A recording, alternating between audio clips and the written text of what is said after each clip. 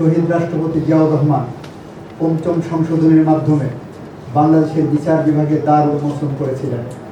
সেই ধারাবাহিকতায় এখন পর্যন্ত পঞ্চম সংশোধনীর যেভাবে বিচার বিভাগের স্বাধীনতা উন্মোচন করা হয়েছিল, বিচারকরা প্রোটেক্টেড ছিলেন, সে অবস্থা এখনো বিরাজমান আছে। আমরা দ্ব্যর্থহীনভাবে বলতে চাই, আমরা কথাই নয় কাজে বিশ্বাস করি। আমরা মানুষের ভোগান্তি কমাতে চাই, আমরা ন্যায় বিচার নিশ্চিত করতে চাই।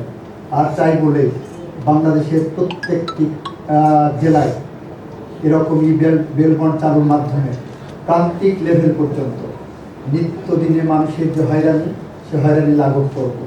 সে লক্ষ্যে 12 ধাপ থেকে কমিয়ে মাত্র 2 থেকে 3 ধাপের মধ্যে একজন আসামি মুক্তির জন্য আমরা স্তর বিন্যাস করেছি। সেখানে একদিকে যেমন হয়রানি কমবে, টেবিলে টেবিলে ঘোরাঘুরি কমবে, অন্যদিকে দুর্নীতি কমবে, বিচার আসবে। এই প্রত্যাশা রেখে, এই প্রত্যয় ব্যক্ত করে আমি আজকে মাননীয় প্রধানমন্ত্রীর কাছ থেকে এ ধরনের একটি উদ্বোধনের সুযোগ পেয়ে ওনাকে বিশেষভাবে ধন্যবাদ জানাচ্ছি। এই প্রক্রিয়ার সাথে যারা নিরলস পরিশ্রম করেছেন, আইন, বিচারক, সংসদ বিষয়ক মন্ত্রণালয়ে আমাদের মাননীয় কর্মকর্তাবৃন্দ,